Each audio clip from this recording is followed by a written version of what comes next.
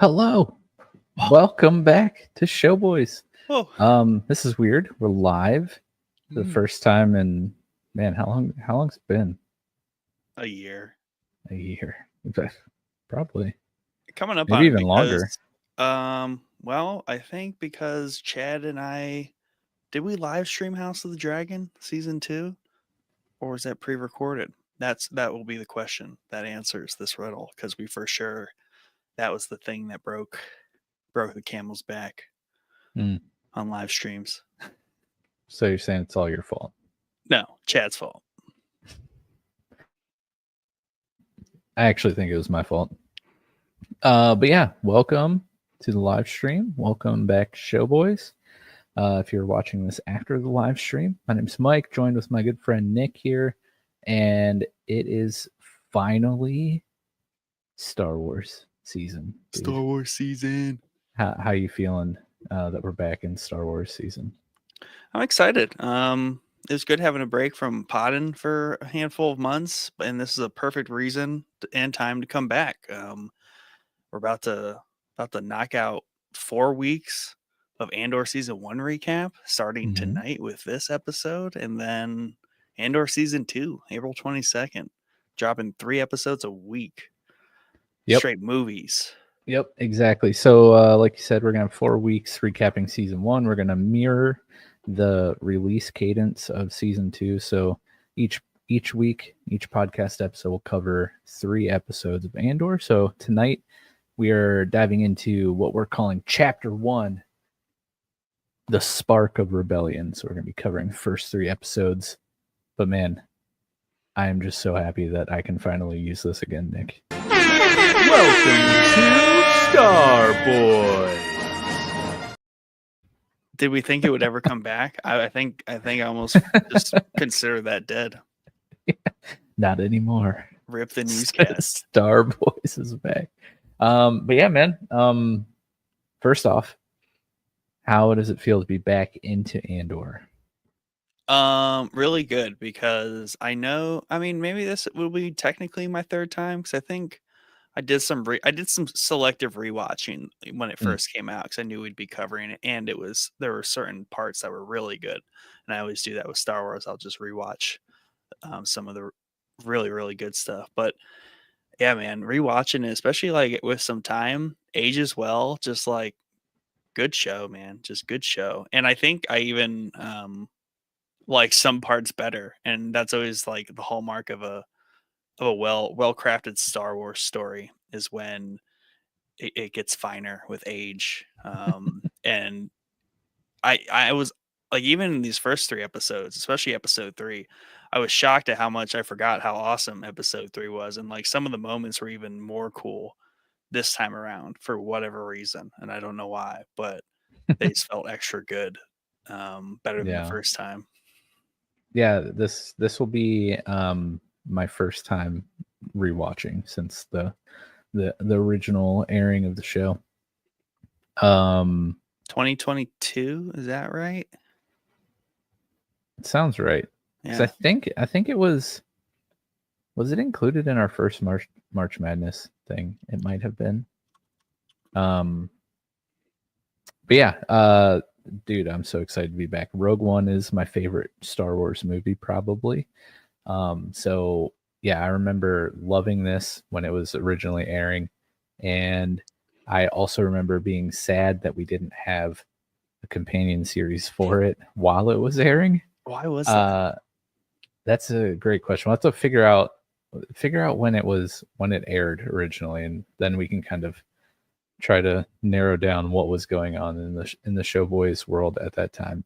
But yeah, I'm excited that we're finally getting to do it now. It's well deserved. Deserves its own companion series for sure. Because it's such a different take on the Star Wars project.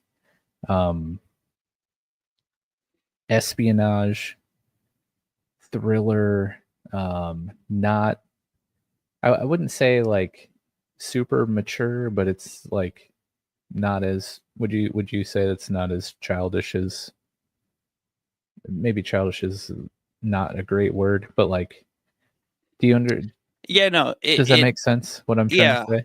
I'll forever quote Lucas and that like Star Wars is for kids, Yeah. for sure. But um, Rogue One and more especially Andor has definitely more serious tones to it, where they of course have your kid elements that are very Star Wars staples, but they're very muted, right? So like we have the fun, cute droid that is, The bumbling, stuttering mess of a droid. yeah. I mean, he's a great droid, right? And he's just a very minor character, right? He's not there for a ton of extended laughs, and it's just a much more somber, serious tone. And then even the more, like espionage and some of those more serious elements are way more front and center completely. And you have to be an adult to really like appreciate and like contextualize everything that's really going on, because it's not just like a fun adventure. No. Especially like in the first two episodes, it's just, mostly few murders happen. Not that killing Murders doesn't at happen. the brothel, totally normal Star Wars Right. You things. got a brothel slash suggestive like club, not Yeah. quite strip club, but definitely maybe a little bit of a freaky club vibe going on at the very beginning. Then two murders, some illegal dealings. Andor's just generally shady, right? Yeah. Things like that. And then obviously episode 3, dude just gets shot in the street.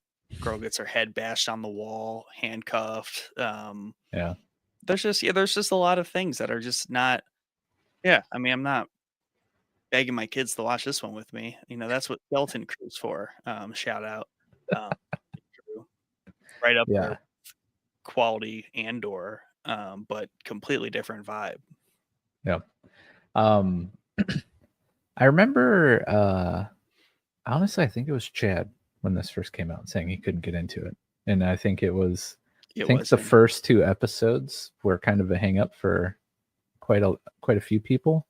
But I overall I think, Andor was very well received.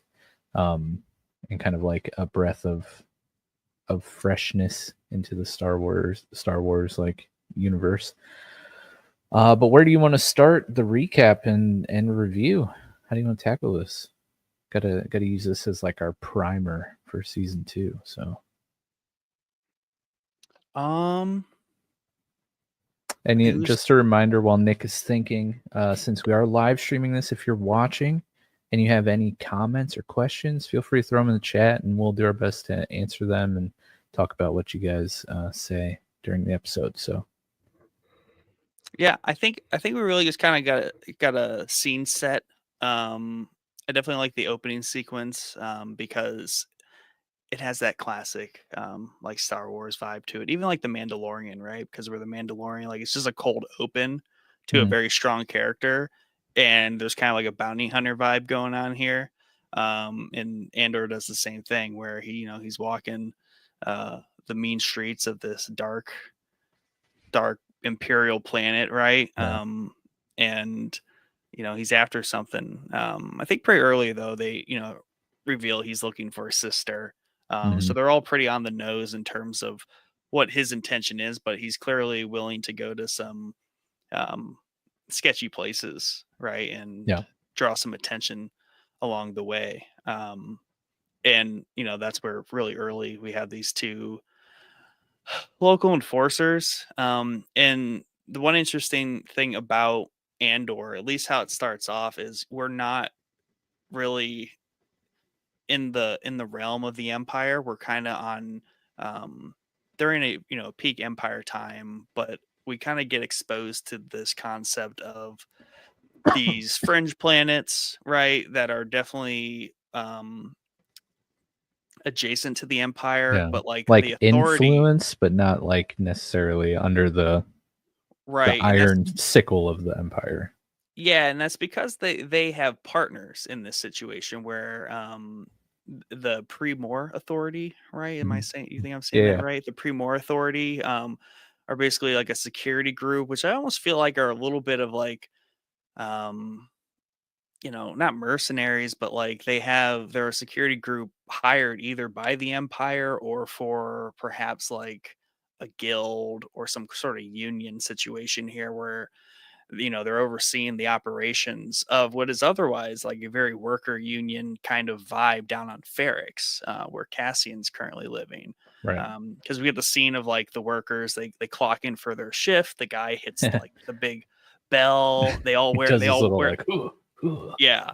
They put their gloves on the wall. So it's Yeah, just like love the very, gloves. yeah. So more of the scrapping vibe, tons of, scrapping work to be done in Star Wars universe. Mm-hmm.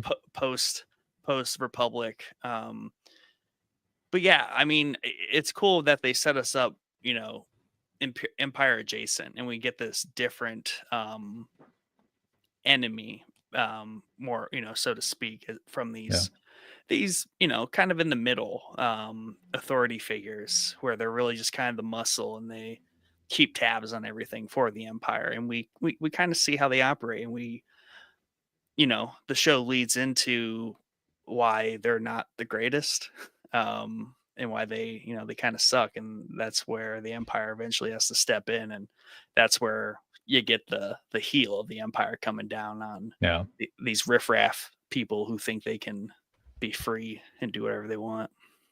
Yeah, so like Pre-Mor, their jurisdiction that we know of, I mean, kind of makes sense with their name, is Morlana 1, which is the planet that Cassian, that we're plopped down on with Cassian as he goes on the search for his sister, which is not the planet that Cassian lives on, just Ferrix, like you said.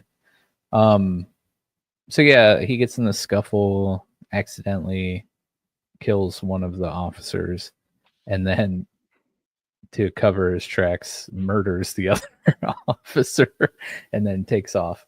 And one thing to note about that though is like he definitely accidentally kills the one, but it's also to me like a callback to the Who Shot First, Greedo or Han Solo, and that's always a contentious thing because it was changed a couple times. Some people think Han should have shot first because it fits his character, and they feel like Greedo shot first, and that really was impactful when you talk about Han Solo's like introduction as a character. Like, is he this kind of scoundrel that would just like cap this dude at the bar, Western style, just because Doc Holliday someone, right?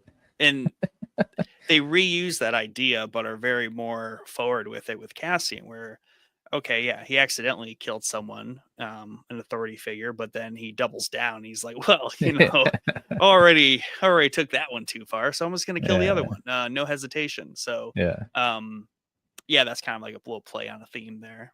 Yeah, I like it. I also like the character, the like antagonist of the series. Well, one of our introduction to Cyril. Is that how we say his name? I forget. I can't remember. That's close enough. We'll call him Cyril. Cyril. The inspector, deputy inspector of Pre-Mor, right? And I love like how absolutely sweaty he is about his job. Oh yeah, so sweaty. And I love how much his superior absolutely does not care about his job. And he's like, oh yeah, so it definitely looks like these guys probably picked a fight that they probably shouldn't have, and they're dead, so let's just make it look like an accident. And Cyril is like so triggered during this conversation, like, well, we can't do that. They were officers. We need to investigate and figure out who did this. I just love that dynamic between those two, and I remember greatly disliking Cyril, whatever, during my first watch, because he is like kind of a giant turd. Yeah. But in the first 3 episodes here is where I'm reintroduced to him, and see him beginning this investigation and kind of like filling in for his superior as he's off on some trip and like getting even more sweaty with everything. Like, such a good character. And the guy like plays him so well and like really makes you dislike this guy. Yeah, do you remember your like initial thoughts on this deputy inspector, and like how are you digging it in round 2 or 3, whichever viewing you're on of this?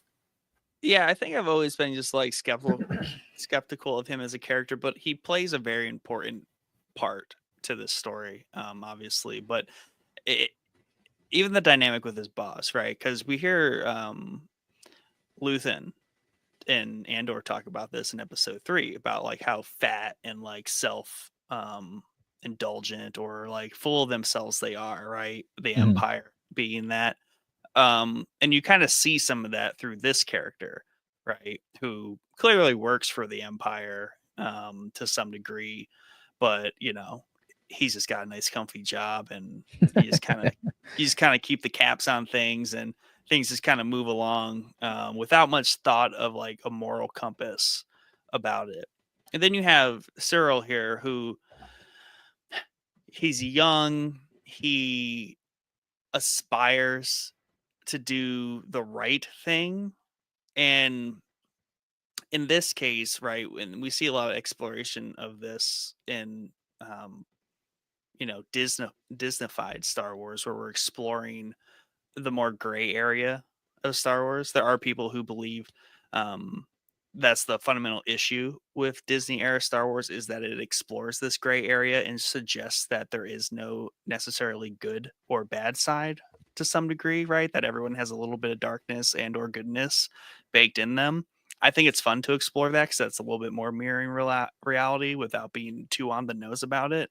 But Cyril, like, he wants to be a good worker to some degree. He has this little bit of like, I want to be a good soldier or a good like brother of this brotherhood of like security guys. Like, it's not the army, man. Calm down a little bit. He is like so bought in. Yeah, he's way bought in.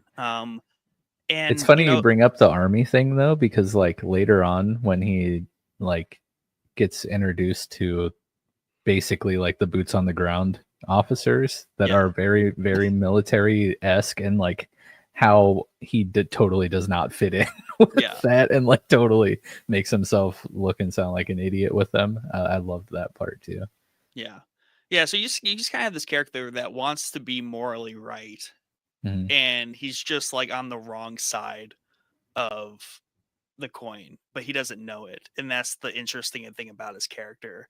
But on the other side, that he's pursuing Andor, who is technically a less moral individual, but is doing right by like the galaxy and the people, by kind of sticking it to the bad guys. So it's just an interesting dynamic. It is. And by the way, the actor's name is Kyle Soller. Does a great job. Solar? Fun. Yeah. Whoa. It's Soller. Let's call it Solar. Fun fact about him. I bet you didn't know this, Nick. Bet not. He does some voice acting work and did a handful of additional voices in Horizon Forbidden West. Oh. Yeah. More That's funny because I'm rewatching The Wire, and the one lieutenant in that show is Silence. So it's just like, oh yeah. It just has a very distinct voice. Rest too. in So peace, by the way. Yeah, so like when I played Horizon Zero Dawn, I was like, holy crap, it's this guy from The Wire. And then now I'm watching The Wire, and I'm like, oh, I just can't not. That's that guy from Horizon. Yeah. Silence is speaking to me. Yeah. Yeah, I also like our introduction to Ferrix, like you're saying, how very blue collar it is for Star Wars. Of course, big. We're playing through Jedi Survivor, by the way, for our Patreon series. It brought me back to Fallen Order, where we're introduced to Cal as he's scrapping on a scrapyard. but I love the conversation between Cassian and Brasso, his buddy, where he's like establishing his alibi. Yes. I forget exactly like the word for word of the conversation, but I love how he's like, yeah, so I came over last night. And he's like, wait, no, you didn't. He's like, yes, I did. And we got drinks and then blah, blah, blah. And then eventually Brasso like catches on and he like, provides a little more detail He's of the like, thing. get I the thought work, bro. yeah, it's pretty cool. A little information or little interaction and Brasso, cool character that we're introduced to here. We're also meet Bix and Marva, and of course, our lovable, stuttering, power-hungry droid that always needs charged. I also love how he's like, it takes more battery power to tell lies. Yeah, it's more processing power to route around his standard logic, I guess. But yeah, I like all these side characters around Cassian. They're important because maybe unlike Han Solo had Chewie, right? And I'm not saying that Andor is anything like Han Solo, but like premise wise, like a scoundrel kind of vibe going here, right? Obviously doing the dirt of the galaxy. I mean, I guess they both they're smuggling, and he's smuggling like parts and stuff. But Han Solo had Chewbacca, right? Who's just like the absolute lovable, like ginormous teddy bear Sasquatch friend. Andor definitely needs a good support system to like remind us that like we are not rooting for like an absolute dirtbag that just committed murder. And a great character. I like how they have at least currently a platonic relationship where they are simply like male female friends. Cassian and Bix. Yeah, I don't know if they had something in the past, but like that's just like a nice little undertone because like Tim there definitely is a little bit jealous or even suspicious of it. Tim more like turd, that's for sure. Yeah, he's definitely a turd. I mean, but I can't be too mad at him because we know he gets blicked real quick. So why is Cassian coming and chatting with Bix here? Yeah, so he's trying. So Bix has a contact who likes to buy very important things, usually tech from the Empire or tech stolen from the Empire, because he's just in that business. But yeah, this is a cloudy contact that she has. There's a nice, cool array. I like how she has to climb up this like little tube pillar of a building, and like there's a radio thing hidden in it. But yeah, he's got this thing. She's a little upset because she's like, "Oh, you have something expensive and cool that you're not going to cut me in on." He's like, it is what it is. Hey, I'm trying to get out of here. I'm trying to get out of here, and I kind of messed up. So help me out here. So yeah, she's reluctant, and yeah, it's just like it's cool because it shows like he has this friend unit around him, and he's just like the mess up. Very well known mess up. Like everyone's like you're a trouble, kind of a big doofus, man. Get your life together. Yeah, like you're trouble, and you always find yourself in precarious situations, and you're just testing the boundaries too often, too much. Yeah, because literally every interaction he has, they're like, "Okay, what'd you do now?" Yeah, yeah. He's like, yeah. But it's characters around him like that though, like Chewie to Han Solo, that just remind the viewer that like this is still at least a good, likable person. We just happen to be plopped down in his story where he's doing a lot of dirt. Please forgive him. It will get it's worth it. Yeah. So like we talked about before, Cyril is defying his superior's order, who is now like heading off on some trip, and decides to actually launch an investigation to uncover the murderer of these two Primor officers. So that story thread is starting to kind of weave in and out here. Let me ask you this. Go So ahead, ask away. so Cyril here, Cyril, yeah. you know, his boss leaves and he's kind of like, all right, you're in charge. Well, I'm Yeah. going. No. I think he actually says like, try not to put your feet up on my desk while I'm Yeah. out here. Right. And I think while he might have meant that literally, there's also figuratively like, Mhm. don't think you own the place. And then he totally pretends he owns the place. But it's interesting is do you think this wildly went different in Cyril's mind where he just needed that one guy at the office to be like, "Oh yeah, this is total BS." Like who had do you take him seriously? The guy the more military like guy who's just like, "Yeah, this is a travesty. We need to do something about this." And kind of encourage Mm. Cyril that he was in the right. Like, do you think he was sincere in that? Like, I can't place that guy. Like, Yeah. was he just pandering to Cyril, or like he legit believed it, and or just wanted to go bust some skulls down on Right. Ferrix? Yeah, because there's like two personality types for I'm gonna figure out his name real quick, or maybe you can while I'm talking. Why Yeah, don't you do that? There's two options here. He can be like Cyril and like fully bought into the cause, right? And like dead set on figuring out, there was a crime committed. Every crime needs to be solved. And this crime just so happened to be, result in the death of two Primor, fellow officers, right? Sergeant Linus Mosk. Linus Mosk, like freaking like from Snoopy, Charlie Brown, and Mosk like Musk but with an O. Yeah, Linus Mosk. That's an interesting name. But yeah, Linus can either be just like Cyril, totally bought in, like committed to the cause, or he could be just placating because, like you said, he's a boots on the ground guy and he wants to see some action. He just wants to roll some skulls, man. Yeah. Like he sees this like young doofus who's like, oh man, this guy wants to go do something. Like I can egg him on. I think it's the first option though. I think Yeah. he's like Cyril and he's just like 100% sweaty for the cause. Yeah. What do you think? I think they don't. I think that's probably at least how it was written. But they don't undo the other option in the show. Unless someone can show me evidence where it's like, no, it's for sure the first option.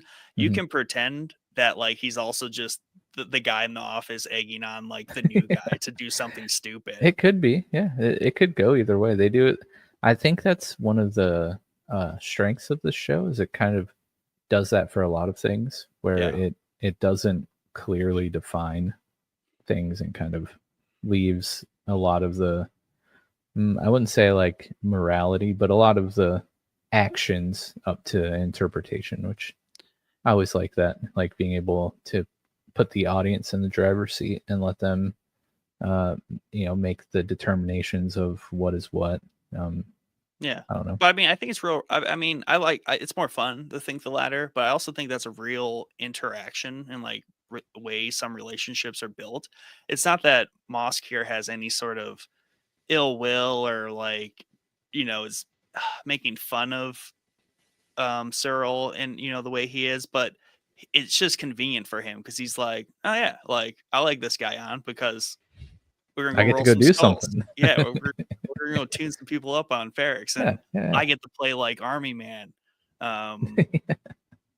So because he's equally as sweaty. Yeah, like, at least in his interactions. But he's at least totally bought in that he should be like rolling skulls down on the ground. You know what I mean? So morality or not, because even when he gives that little speech, when Cyril gives that speech, he's like, "Yeah, good job, man. Close enough." I love that. Let's get down there. That's so great. It's just like, oh yeah, let's start. Please clap, everyone, please. That scene gave me like secondhand embarrassment. Yeah, for Cyril. I was like, oh no. Yeah. But yeah, so that's kind of cooking. We do have the first interaction with Linus there, and then we also throughout these first 3 episodes have some flashbacks to young Cassian on what's Kassa. Canary. Oh yeah, Canary. He lives on the planet Canary, and they're just like a tribe of children, or have these children like snuck away and they're like at their hangout, or like do no parents exist on this planet? I think they're definitely a tribe of children. Likely some sort of catastrophe, like post like Republic, and they do have like the shot of like the giant strip mine. So it's my thought potentially that like the Empire came down and forced some sort of like slave labor even of all the adults, and then there was something toxic and all the adults died. That would be viable, I think. But I don't know. I don't think they ever like explain that unless we get to that later. But yeah, nothing like comes to mind, but I think all of the flashbacks are just of this tribe of children. Yeah, there was a tribe of kids. Yeah, but they're very simple, like live in the woods. They have like blow gun things, not a lot of like tech around. But yeah, we just get. What's up? I got the answer. What? Canary suffered a catastrophic mining disaster caused by the Republic. There you go. Exact details are not fully explained, but it's implied that a Republic mining operation led to an environmental disaster, leaving the planet abandoned and its inhabitants, including Cassian's tribe, isolated. Yep. There you have it. You heard it here first. Definitely not on the internet first. You definitely heard it on Showboys first. But yeah, the tribe of children with Kassa, they see a big Imperial ship go down. Republic ship, of course, is what I meant, because my Star Wars knowledge is top tier, pristine. I always know what I'm talking about when it comes to Star Wars. But yeah, the ship crashes and they go to investigate, and that kind of wraps up episode 1. And in episode 2 here, these first 2 episodes are very much like appetizers, like setting the table for the season. So here we see more of Cyril and Primor, initiating their investigation. Somehow Cyril is able to identify Cassian's ship as a little square on their very I always love the Star Wars like tech because it's like so advanced that they can like go into hyperdrive and like travel all over the galaxy, but like their air traffic control is worse than ours on Earth. It looks like Pac-Man. Yeah. Now, granted, I think now that they were just actually paying attention, like dude's just like, oh yeah, they're just, of course there's anomalies and like things that shouldn't be happening out here. Here, I'll point one out to you. Here's just one that happened to happen right where you're thinking. And then they knew at least, well, either way, even without that, I think that's how they tracked him back to Ferrix. That's how he they knew where the crime happened. They were able to get it from the like bar mistress or whatever like you want to call her, that lady, the attendant, that he was looking for a Canary like girl. So it's probably safe to assume that the person looking for a sister that is Canary is also Canary. So I think between that detail and then finding the ship, tracking it back to Ferrix is how they were able to put out the APB that there is a Canary on Ferrix that is wanted for the murder of 2 folk. Yeah, so 2 esteemed officers on duty. Yeah, exactly. At the brothel. Cyril is able to deduct all of that from his investigations, and he gets with Sergeant Linus, to organize his sorry, I have the hiccups, to organize the enforcement squad to go and arrest Cassian. So that's kind of the Cyril story arc on episode 2. We also see Cassian get a little more desperate now that the APB is out, which Turd Tim, of course, sent because he's getting out of jealousy. Mad jelly. That's the worst part about it, man. Yeah. Like that was his kind of his boy, like adjacent through his friend that was a female. I mean, yeah, I don't know, man. Why'd you do it, Tim? Yeah, it was very not cool. Very not cool.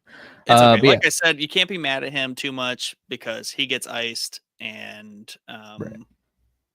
Yeah, you can't really. It's not like he lived, and you can just like hate him. It's like, yeah, he kind of had a real. I mean, it's so it's so crappy though, because like, so Cassian, everyone gets spooked because they're like, everyone that knows Cassian's like, dude, they're looking for a Canary male. That's literally only you.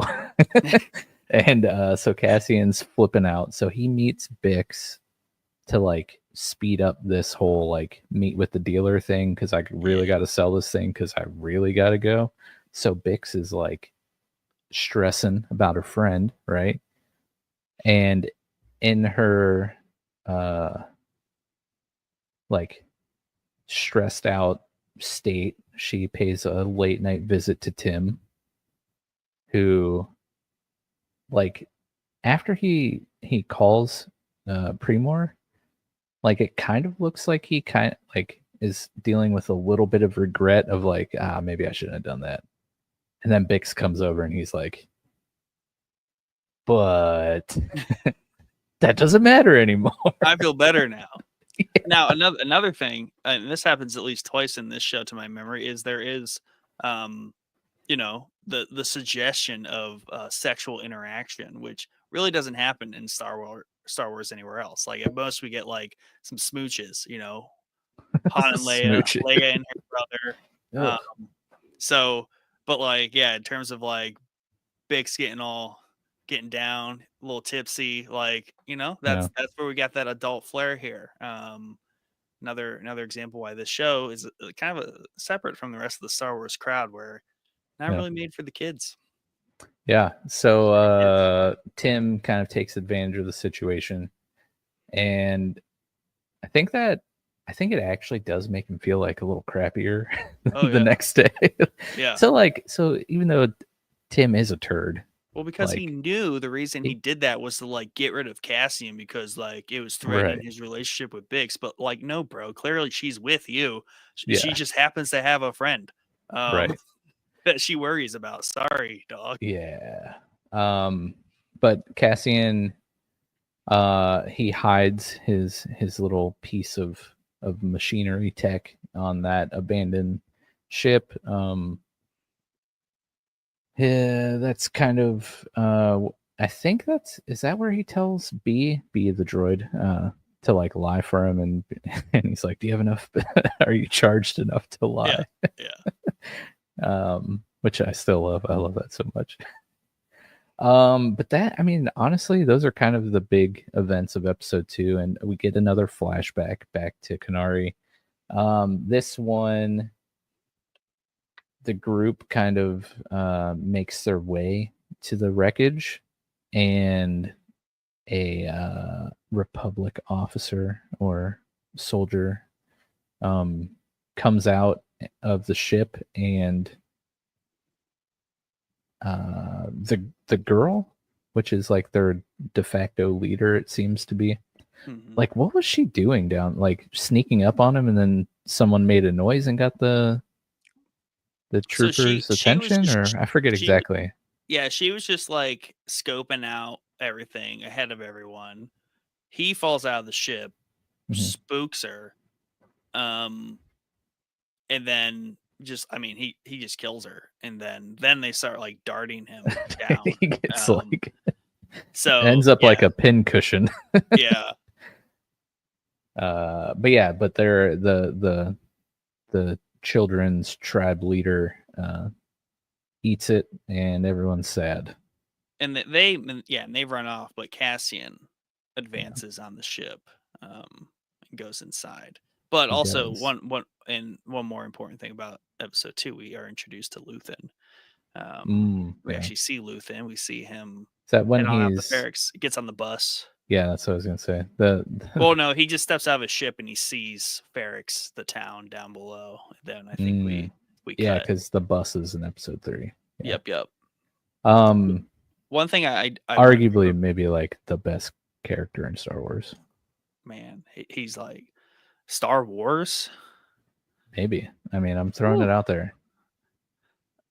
I mean, I'll give him top 10. I don't know where in that top 10, but yeah. I mean, there's a lot of characters, so to be in the top 10, I would consider that one of. Yeah, I mean, yeah. I almost have to separate him by force sensitivity.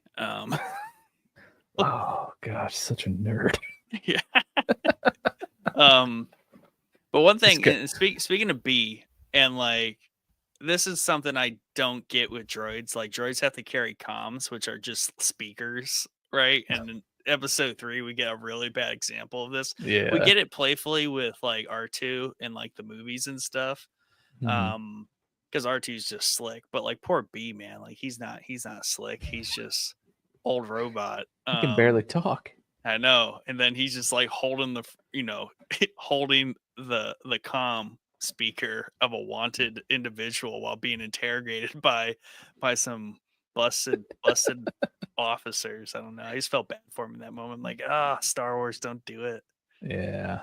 Cassie's just like, B, I'm here. Where are you? Did you do the thing?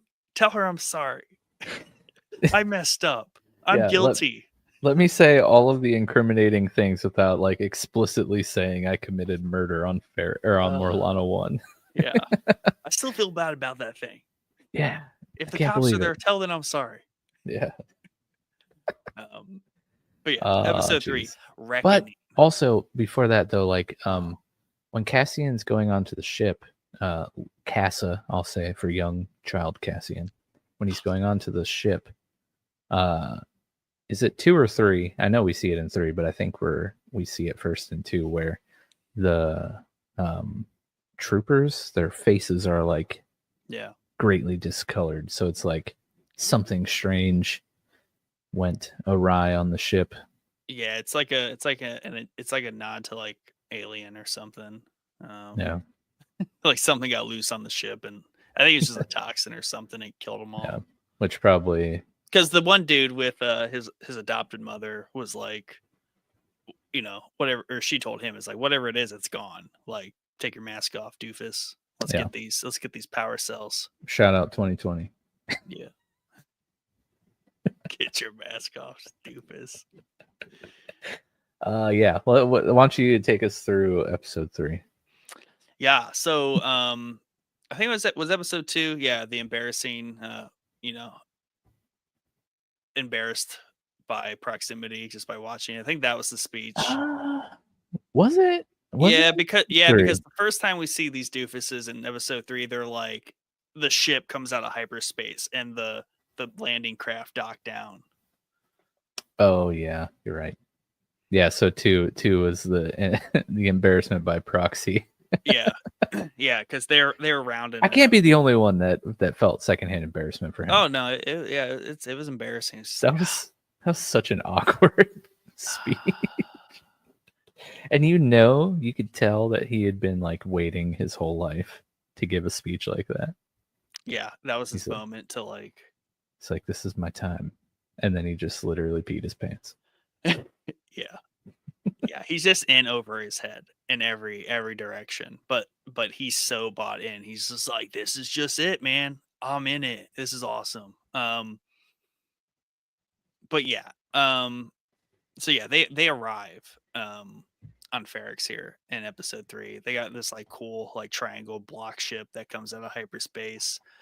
Their little drop ships come down. We get your typical like landing craft scenes where they're all standing in there sweaty, ready to go into the thick of it. Yeah. But this is a really cool sequence in that they touch down. They're kind of like running their their military ops. They're playing army because they all touch down 3 different areas. They're all on the radios, like, team 1 secure, team 1, Yeah. team 2 in place. Like Yeah. the other Linus is just living Linus his dream. he's just max sweaty right now. He's just like, yeah, it's like, let's do it. We're gonna get these guys. Yeah. So, but the cool thing though, and this is where that like blue collar like union vibe comes in, where everyone takes notice. They're like, oh, we ain't seen some blues around here in a long time, and Mhm. you can tell that they're in enemy territory, and it's totally that vibe too, which I Yeah. think is cool, and we see that a little bit later. Luthen rides the bus. I think that's like the opener. Luthen's riding in the little space bus, and he's talking to the other business dude, just kind of selling, he sells like parts or like bolts. I don't know, something really like minor, but I guess it's got to exist. If it exists here, it exists there. He just reminds me of like like the like tool companies that go to like car dealerships and stuff, and they have like the Snap-on truck. Like that's literally that guy. That's that guy, and he's just complaining about like how they're getting ripped for these bus rides where you'll just like park and like do your business. Now you gotta like park away, ride in. Yeah, how much they charge you. Yep, getting you for every credit they can, And what we see here from Luthen is like, we know Luthen's this sleuthy dealer that's going to meet Cassian.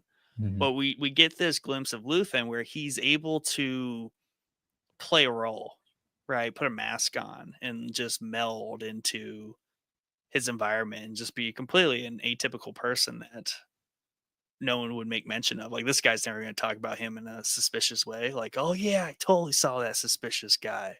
No, Luthen's invisible. Like, he's just blending in. Old man, he's got his little cane he's walking with. Yeah. And I didn't know this the first time, but like when he's walking through the trees, like right before he meets like Andor, he like retracts like a lightsaber. I'm like, dude, what is that thing? Yeah, he puts that away real quick. Yeah. All business. Yeah.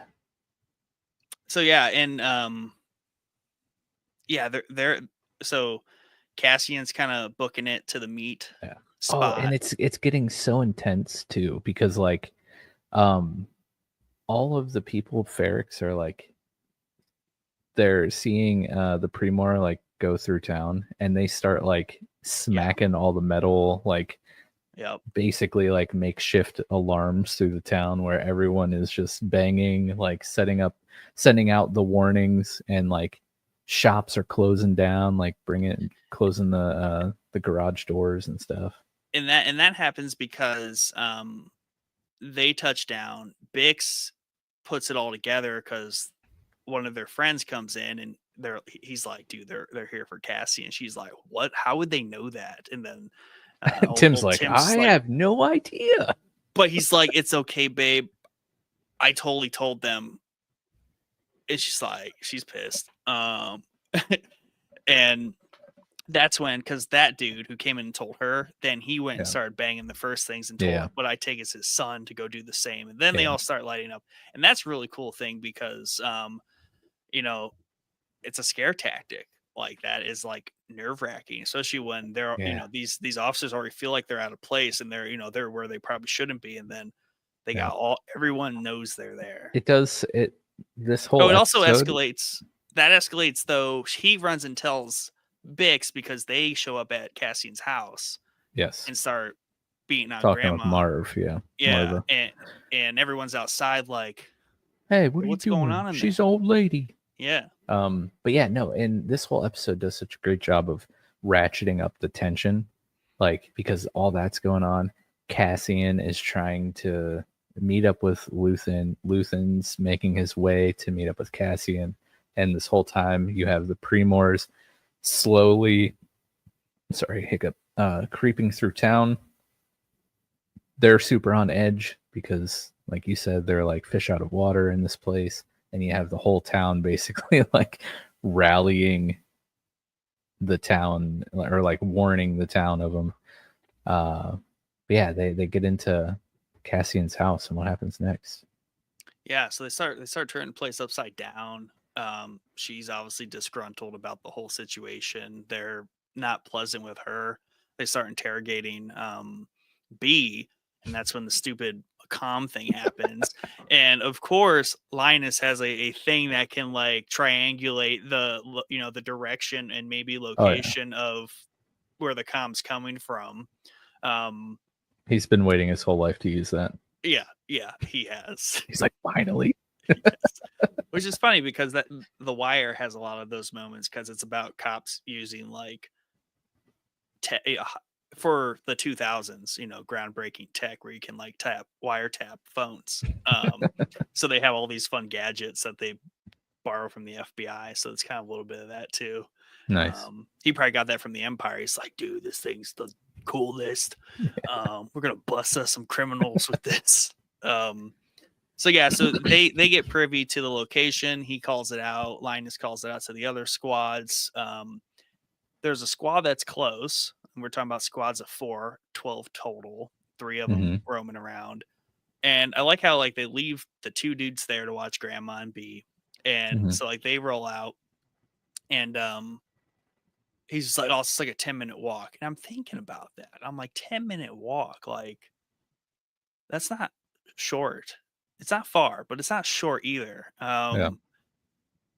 So I don't know. There's some logistics there because they never made it to that building in the first place. Like I feel like they didn't get anywhere. In that. Well, it's weird because they make the area by Cassian. Well, it's really Marv's house. Yeah. But like that area seems so small. But when Luthen's riding in on the bus, like it's like a huge city. Yeah. There's so much stuff there.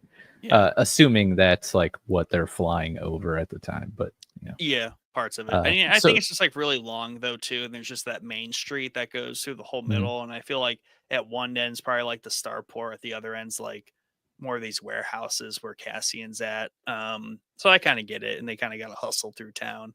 Yeah. So we leave them, and that's where we got one unit really close. We got one unit real close, a couple others far away. But this is where we see Andor in this warehouse with all these like engine blocks hanging on chains. Like that's super cool looking. The vibe in there. He's obviously spooked, like he's on edge.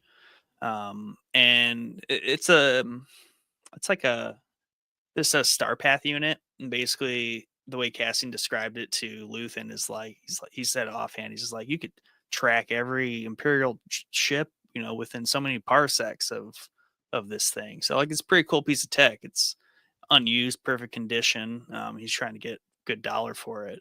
But yeah, Luthen shows up at the warehouse, just opens the door, comes in, and this is one of the first of many amazing like Luthen standoff speeches where he's just like standing across the way from someone, just like giving them the business, just absolutely riddling them full of bullet holes with his words. Yeah. Yeah, just tearing their foundation down. He tears people down to their foundation to build them back up. So obviously Cassian's there, completely there just to turn a buck and get the heck out of here, because he knows he's running out of time. I think Luthen also knows they're running short on time as well. But, instead of just showing up and making the deal, this dude Luthen, whoever the hell he is like he's asking all these questions and like going in circles, like being so philosophical. And he's just like, what does it matter? Like, give me the money, I'll give you that. And he's take like, it. And Luthen's like, what, there might be more right here. Because he's impressed because he's like, how did you get this? I'll give you another 1,000 credits if you tell me how you got it. It's not a common thing to find, and to get one, like you have to go be in the thick of things to even like get your hands on one. So yeah, and this is where we have Cassian explain that, and he's like, I mean, it's nothing. You just got to pretend you belong there. He's like, and that's where he talks about them being so full of themselves and unaware and just fat, I think they describe it. And Luthen's like, yeah, totally, dude. Love what you're saying, bro. I love everything. It's like an interview. It literally is an interview. Cassian doesn't know he's interviewing for a job. He's gonna That's hate true. and die for. Wow, so, spoiler alert. Jeez. Yeah. Hey, it could have been figuratively. Spoiler alert. Did you just spoiler alert my spoiler alert? Yeah. Oh, jeez. So that's what we're doing now, huh? Yep. Yep. But yeah, but in this conversation, and like Luthen's trying to press Andor to like this point of epiphany where I think he wants Andor to be like, oh yeah, bro, I'll come with you. And do the business. But it's just not landing because it's just like not the time. And even Luthen's like, I thought we'd have more time to have a casual conversation about this, but clearly this is not it. Andor, you live life on the edge, buddy. And that's when yeah, because while they're having the conversation, like they can hear the first couple Primor officers roll up outside where they're talking.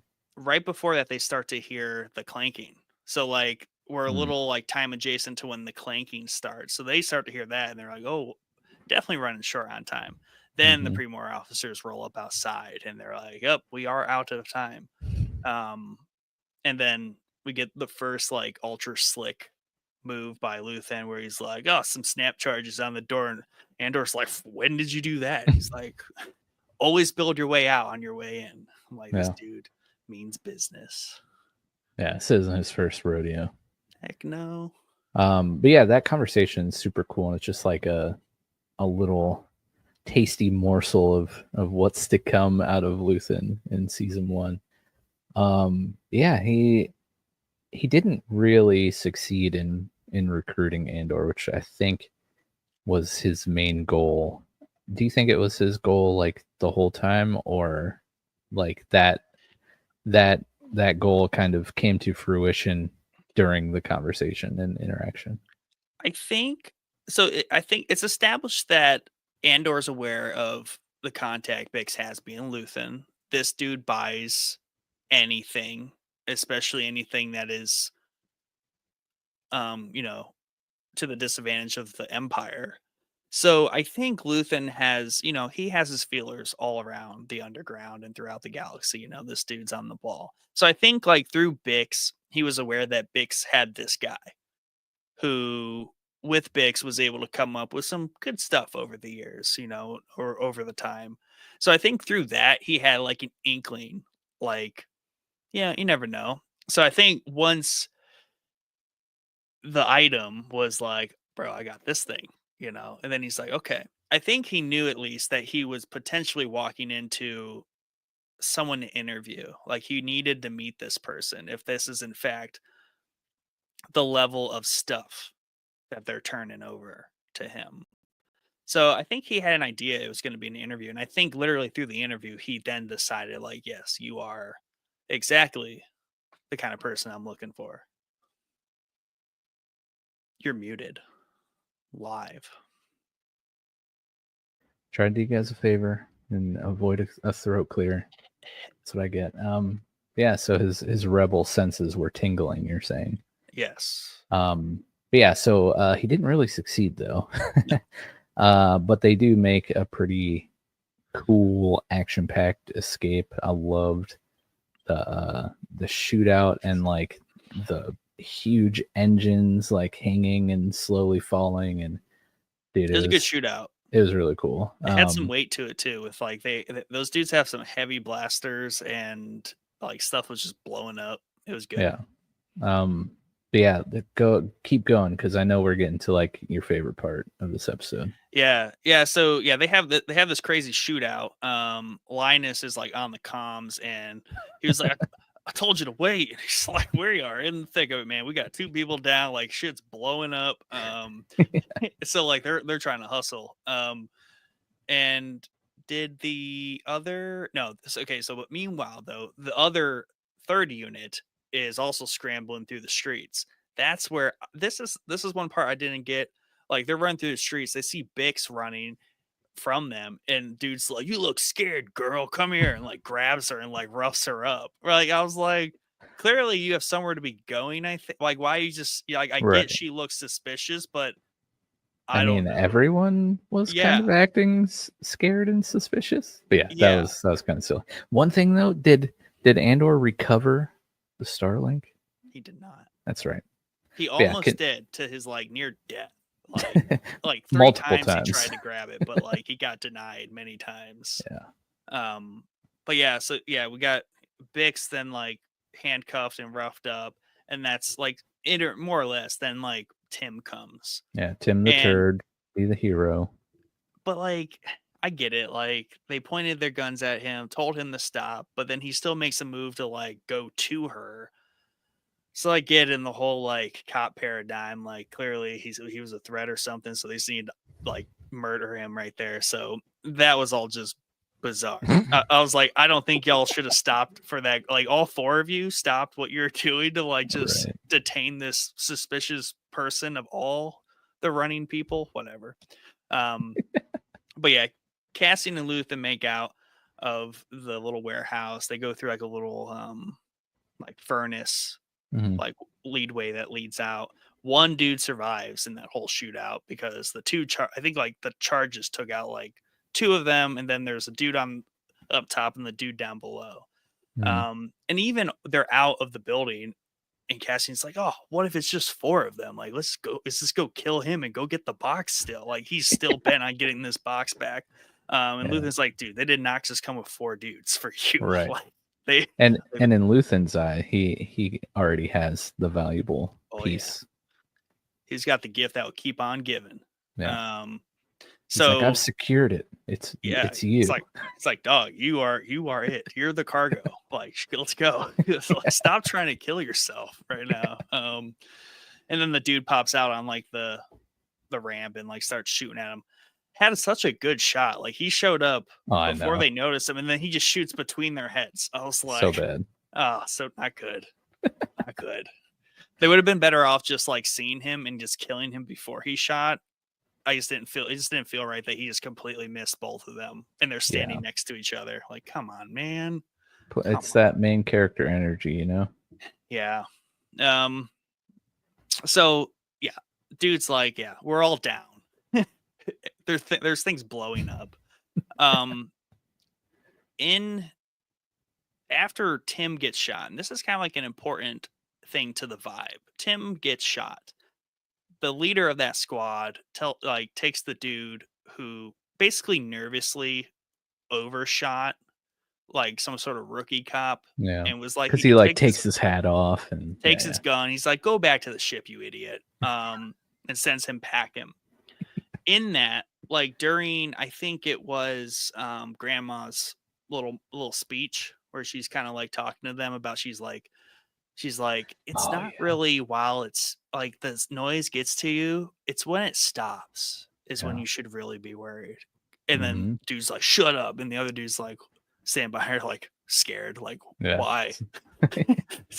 Why? Yeah. Do you remember exactly what she says? Because it's really cool. I forget. Isn't it where she name drops the reckoning bit? Oh, yeah.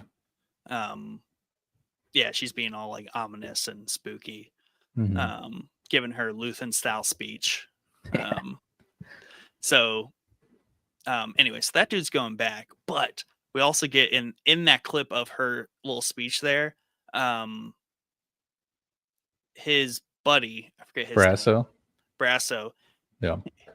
Because everyone's booking it because they're all going to town and they're basically all going into hiding. He hooks up. He looks at the little ship, one of their little drop ships, and he looks at it with that eye of like, oh yeah, I'm gonna pitch in here. So noting that, so the main squad, they're like, okay, Linus is like, we're surrounded, we're under siege, because the dude who went back to get the shuttle, Brasso like hooks up a cable to it. He tries to fly it, and I love the physics of this because it makes a lot of sense. So like the ship's taking off and it's dragging this heavy object, and finally like he punches it to get off the ground. Well, it's not just gonna like nicely drag that thing behind it. Like this thing's gonna swing, which Yeah. then yanks the ship down. And like him trying to maneuver it, like you're just carrying a massive heavy thing, gets wrapped around this crane or whatever, and just just blows up the ship. And that's when Linus is like, "Oh, doggy, we're under siege. We're surrounded." Yeah. He's like, it's Iwo Jima or something. Like he thinks it's like the Pacific. Jet fuel doesn't melt steel beams. Yeah. I'm just kidding. Wrong That's reference. just like a good vibe because like we're reinforcing this whole like steel town union worker, like they are together. Like you guys are the outsiders. You are not. You are out of your element. Yeah. So because of that, they link up with the squad, the 3 of them. So there's like 7. And they're like, we're just going to post up here. They're going to come through town. We're going to ambush them. Like, we got these suckers. I also, just on your last point about like the crash kind of spooking them, like put yourself in their shoes though. Oh, like yeah. they didn't know that it was like a kind of like almost fluky crash. For all they know, like these guys got like rockets and they're shooting down their ships and stuff. Yeah, it's tough because, you know, they go in for like a simple, in theory, arrest, right? Shake up the house, find them, arrest them. But even in the warehouse, they're like, they got like heavy weapons and stuff. And Linus is like, he's like, yeah, it's 2 of them. He's like, oh, bonkers. Like, it's really getting serious now. Like your impression of Linus is so good. It's like almost identical. I just love him because he does a good job he is getting nervous, but he loves it. Like he's been waiting his whole life to be under siege. He's so excited. Even though even when he's posting up on the 3 dudes are dead. Their little shuttle just got blown up out of the sky. But he doesn't know what's going on. Like he either thinks like everyone's in on it or like they're chasing somebody that's really tooled up and like in the loop of things. Yeah. Granted, it's a lot of just like circumstance and happen chance at this point. But this is where it gets sweet and it really starts to fall in on them. Yeah. So our little buddy Cyril kind of hides. He goes and like half closes the doors and he's hiding there and like he's legit nervous. He's not like Linus on the roof like, oh yeah, we're gonna get us some bad guys. He's like, oh man, like I'm really worried. Piglet right now. He's just like, oh, I'm scared. And then of course he hears the click and there's just a big old like double barrel blaster on his dome. And this is interesting because like Cassian's just like drop it, and like Cassian shows a little bit of forgiveness here because he just ties him up. Like Luthen's in the background, like bro, just wax him, blast him. Yeah, like let's just do it. Now that all happened because that happened to be like the entrance shop to that little hangar where all the speeders are, because that's what Luthen and Andor are after. So I just love that moment because this is where Andor like kind of went from like cornered in the warehouse to where this is what makes Andor really like spark. He's thriving right now. He thrives in this situation. Like he was a cornered animal. Yeah. And you let him get out. Yeah. So like now the gloves are off. Like you are now at a disadvantage. You had your advantage. You're not going to get it back. You're toasty.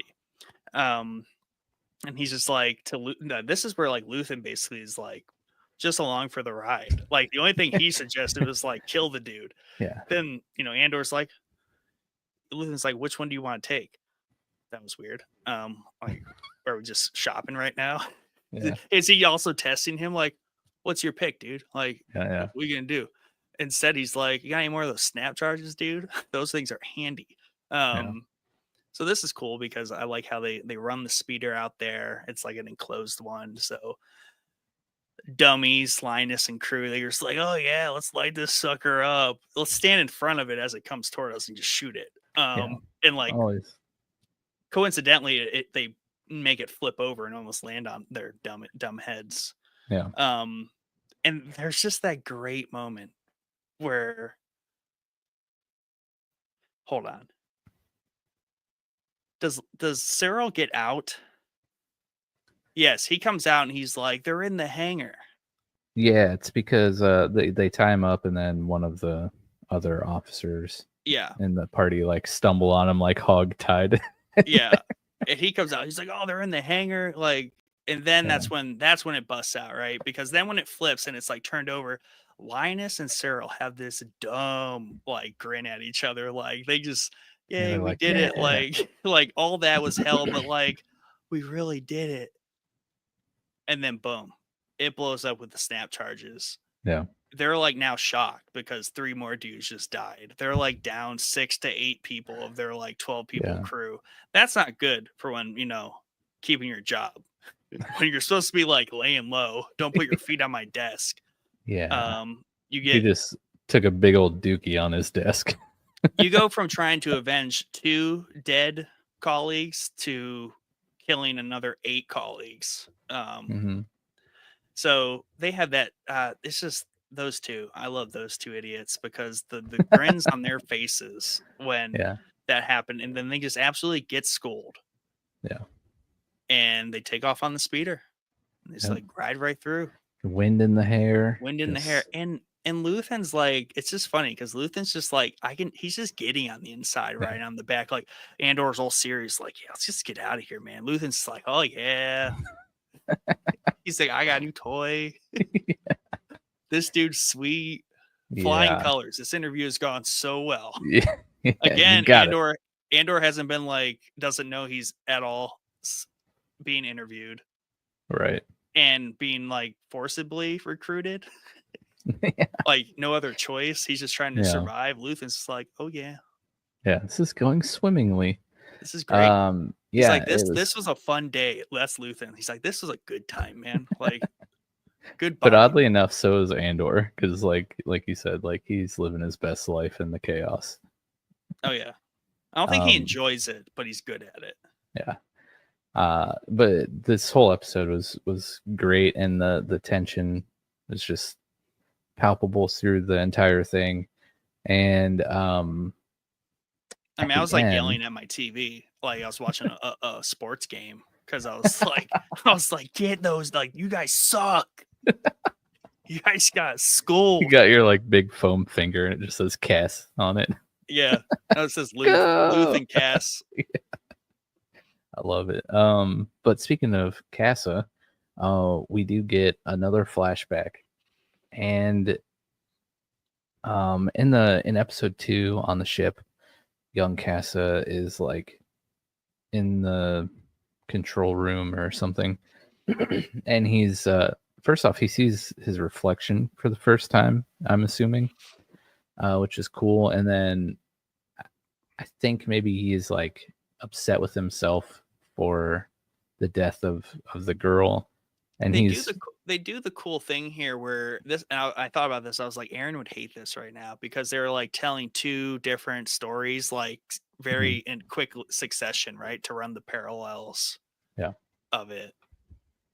Yeah, but he's like taking out all of his anger on the ship, like just like busting glass. What are those rooms called? You can go to a place and just smash stuff.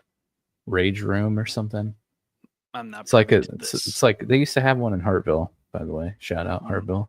I don't think it's there anymore, but yeah, they have like, I think they're called rage rooms. You can go somewhere and just destroy stuff. Ugh. That's essentially what Kassa was doing here. But here in the flashback in episode 3, Marv and her husband Clem are like, they track the ship. I think they see it crash. They track it down. They're going to loot it. They need like fuel cells or something. And as they're on the ship, they hear Cassian just smashing stuff. And Clem is like, we have no idea what that is. We should probably leave. And Marv's like, it could be anything. And he's like, exactly, we should leave. And so she just keeps going. They get to the control room. They see him. And Clem's like, this isn't good. We just need to get what we need. And let's get out of here. Because they have like the the comms, they can hear that the Republic's Well, close. B's like he looks like they're in orbit. Oh yes, that's what it They're is. coming down, things like that. He's able to track them. Yeah, so they're like running out of time to get what they need and get back to their ship before they get caught. And essentially Marv just kidnaps Cassian. Yeah, drugs him. He drugs him and kidnaps him. B, you got some trank on you? Let's just take this kid. Yeah, such a wholesome story. But yeah, so it kind of explains, how Marv came into Cassian's life and their relationship. It got off on a great start, seems. Yeah, though it's interesting. Cassian has an interesting personality trait, I guess. So like he just got kidnapped by Luthen. He's just like, yeah, this guy cannot stop getting kidnapped. and like taking off world, right? So like he's clearly not going to come back to Ferrix anytime soon. He's on this adventure with this mysterious person. Again, when he was a child, he's like, well, he didn't have a choice. He's like, oh, I'm about to go to space. He wakes up on the ship though, and like sees his new mom, and he's like, oh, cool, new mom going to space. Yeah, got some drugs, can't be better. Like this dude has some personality quirks that like are really, really good for being a top rebel agent, apparently. Yeah. But anyways, chapter 1, I think, does a good job of showing the spark of the rebellion on Ferrix, at least. Because you can see that the residents, they band together, they warn each other about Primor. They're totally not down with how they treat Marv, who's like, appears to be a well-respected citizen of Ferrix. So you can kind of see, they're not going to take crap, right? So it's just setting the table. Episode 3, I think, for those who talked about Andor kind of being slow and it was hard to get into, I think if you made it to 3, you're like, okay, I'm all in. I was like, opening scene of episode 1, I was like, I'm all in. Oh, yeah. But I could see if maybe like the slow burn was a little too slow for some people, but for those people, I just say, grow up. Yeah, it's a good show. Get with it. Yeah. A fun fact though, just for like frame of reference, both the beginning of Andor starts around the same year as Rebels, so both take place within 5 years of when the original trilogy starts. And technically both of them, so like Andor is going to lead right into Rogue One, which leads within days of A New Hope, where Rebels leads right into like, how does that work in Rebels? The epilogue basically is like when the end of episode 6, when they win, basically. So so we're covering like the same time frame. But I thought of that because you said spark of the rebellion. You're like on Ferrix. It's like, well, it's like, it's hard to argue when like the original spark was, because you could say like it was technically all the senators in the deleted scene of episode 3. Because there was a scene where the senators are meeting Mon Mothma, Padme, and like all the familiar ones that were become rebels. They meet and they're like, yeah, Palpatine, not the greatest chancellor right now. He has like probably not the greatest thing for the Republic. But, but definitely. No, I was zooming in from the 30,000 foot scope, and this is the start of it on Ferrix for sure. Yes, sir. But with you telling me that now, I feel like I have to also watch Rebels while I'm watching Andor. So dang. No, I can't do that. Yeah, that's a Star Wars deep dive. I know. But man, I love Rebels. That's kind of what got me sucked in. I'm so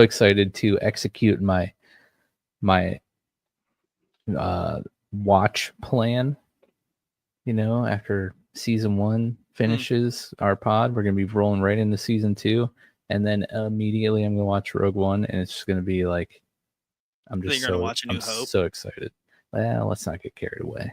Dang, Okay. dude. I can't go down the rabbit hole because then I'll be Rogue watching One's so Star good. Wars for like an entire year. Rogue One's so good. Anything else you want to get off your chest for chapter 1 before we wrap up? No, I gotta start watching chapter 2. That's true. And we Well, gotta thank play you some guys. Survivor. That's also true. And we got to play some Shadows of Mordor too. So much stuff. But yeah, thank you guys for tuning in. If you were here during the live stream, thank you so much. If you're watching after the fact, please remember to subscribe, leave a comment, let us know what you thought of chapter 1 and how excited you are for season 2 to start. And we'll see you back here next Thursday at 9 p.m. Eastern to go over episodes 4, 5, and 6 of season 1 of Andor. We'll see you guys next week. Have a good one.